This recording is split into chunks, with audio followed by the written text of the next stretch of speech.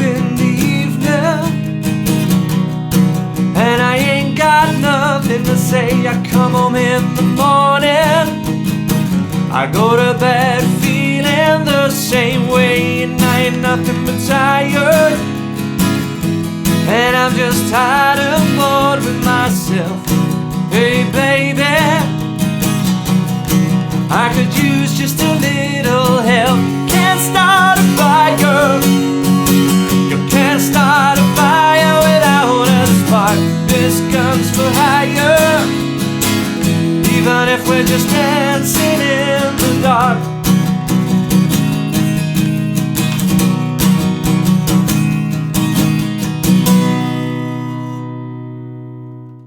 Dancing in the Dark by Bruce Springsteen. A Brucey bonus for you today in this guitar lesson. I'm going to be showing you exactly what I played in the intro, which is how to add the melody to the chords like this.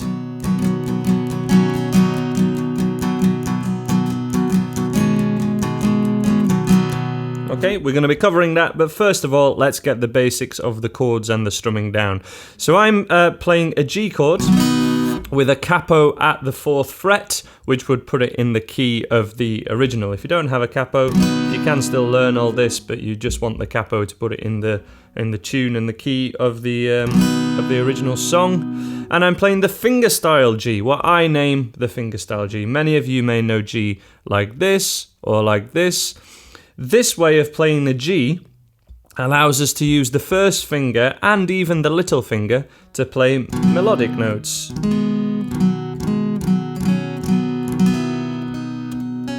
While still holding down the notes of the chord, which is super handy, especially for fingerstyle, which is why I call it the fingerstyle G as a bit of a nickname.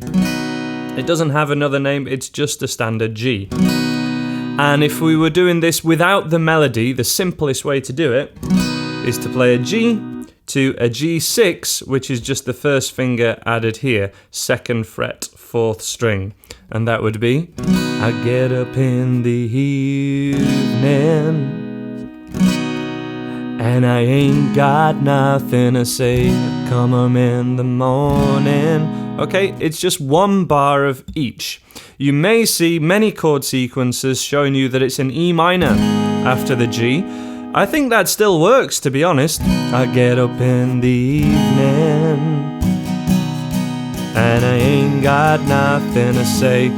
But I believe from my research, in the original it's definitely staying in the G root note. You know, there are a lot of notes the same, but I'm going to be showing you this way. And I also think when we start strumming, it just sounds like too much like That's Entertainment when we go from the G to the E minor. So we're going to be going from the fingerstyle G to the G6, or what is known as a G6, like this, for the verses. So the first finger is off, and then the first finger's down, and that's for a bar of each. So in its simplest form, 1, 2, 3, 4, 6, 2, 3, 4, G, 2, 3, G6, 2, 3, 4, 1, 2, 3, 4, 1, 2, 3, 4. That would be for the intro and the verses. And then for I ain't nothing but tired, this is a standard C chord, totally standard way of doing it. I like to have my thumb resting on the top to mute the thickest string. And then we just lift off the 3rd finger to play an A minor 7. You could play a standard A minor, but it just sounds a little bit cooler, a little bit more like the records. And that would be, I ain't nothing but tired. Again, a bar of each. C, 2, 3, A minor 7, 2, 3, 4. And then we're back to the G to the G6. And this is hopefully where you can see the real advantage of this, as I say, what I call a fingerstyle G. When we're moving, fingerstyle G, when we're moving to the C chord, because it's really similar to it. It's not a big change for your fingers. It's a really, really good thing. And then for the chorus, Can't Start a Fire, it's a D chord for 3 bars. 1, 2, start a fire. 1, 2, 3, 4. 1, 2, 3, 4. That was actually 4 bars. And then Spark, it's a C. Back to the A minor 7. even if we're just dancing in the dark. And that's all the chords in the entire song, and from there it's just repetition, and you'll just need to remember the structure of the song or follow the chord sheets that are on the website, and links to it's up in that top corner. So strumming options. I've seen a video of Bruce Springsteen playing this acoustic where he just does everything on a down. So it's just eighths, 1 and 2 and 3 and 4 and 1 and 2, 3, 4. And even if you'd add in the melody,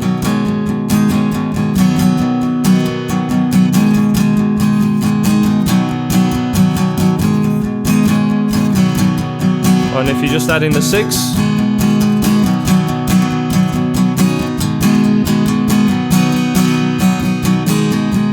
now I'm adding slight accents there, but I'm going to be focusing more on the melody in this rather than the accent of the strumming. But you can do eighths, 1 and 2 and 3 and 4 and with all downs. I chose to do it with the downs and ups, 1 and 2 and 3 and 4 and.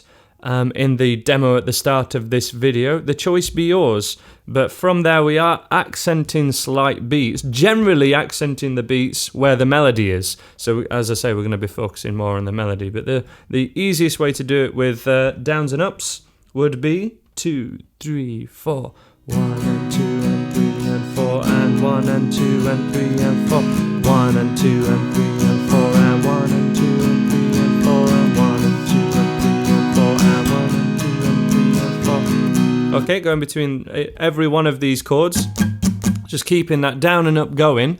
And as I say, we're going to accent where this melody would go. So how do we play this melody? First thing we're going to do is we're not going to play the thinnest string.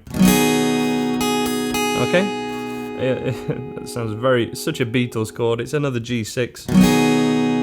And it's how every Beatles song ends. But we're going to, to play the basic melody, it is on the 3rd string.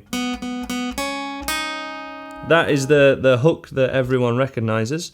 Open, and that's 3 times. 1, 2, 3. First finger at 2nd fret of the 3rd string, and then little finger at the 4th fret. And each of those are just played once. So 1, 2, 3, 1, 1. Okay, one more time. Very similar again. And it just comes back on itself. Open, open, open, 2, 4. And then the next time round, open, open, open, 2, 4, 2, 0, 0.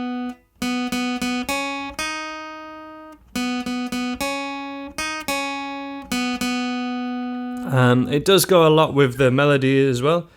If we're just dancing in the dark. So it is fairly doable even if you're just playing those single notes. But to add that with the chord, as I say, we just play the middle 2 fingers of the G. And just to add the melody, I would forget about the G6 for a second, which is a little bit tougher to do at the same time. And we're just going to go. I would actually just strum like the melody we did then. Let's just strum that, and I would go. So we're adding the melody, and we're only strumming the melody, but we're keeping the chord down at the same time, and we're not strumming the thinner 2 strings even here, so that the highest note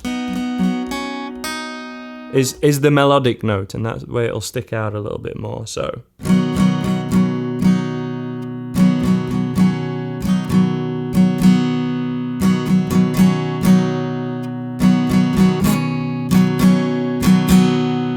So to be able to do that, first of all, you want to get the melody on its own. Da da da da da da da da da da da da. And then add the other notes and just strum it, rather than picking the single string. Strum exactly the same thing.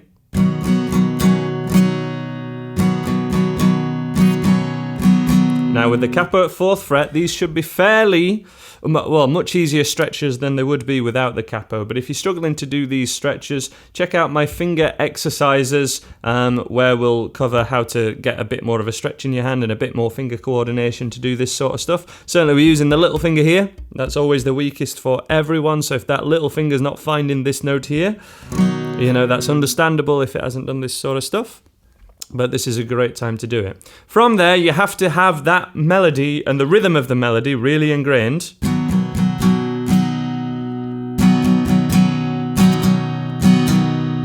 And then you just add the eighths, and you just have to do this to the correct timing to make it sound like the melody, like the tune.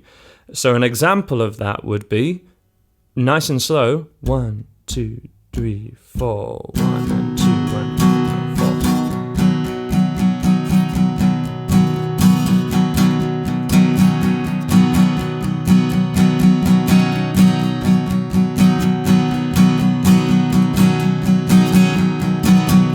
Okay, now, not easy, sure, but the hardest thing about it, as long as you can do this,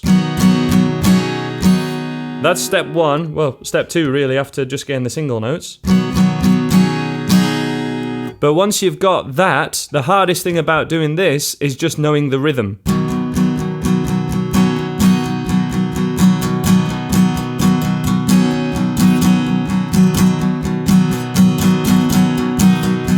So, really, a step before that would be playing this.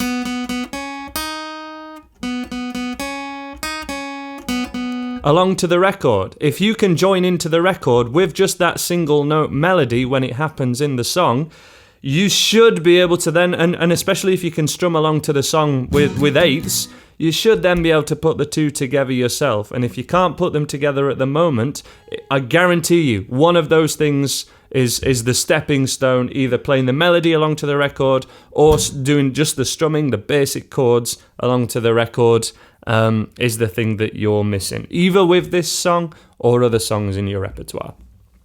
So, the other thing that I was adding and the last thing really, is just adding the G6, and it's fairly straightforward, but essentially when we put our first finger down in the melody, so the old melody was,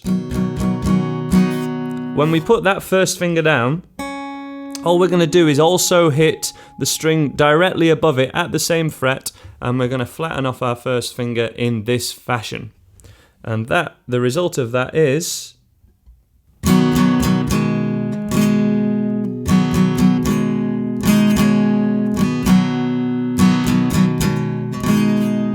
Okay, it is much tougher. You can hear it's not ringing out as easily. And, you know, but that first finger's really flat and all the other fingers are really on their tips to be able to do this. Otherwise, you've not a cat's chance in hell. So the idea, just one more time from kind of this angle, just with the simple strumming.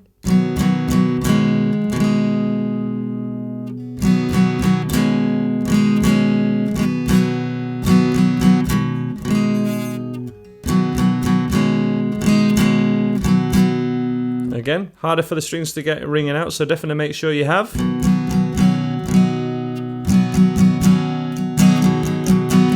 Just that one on its own. And then add.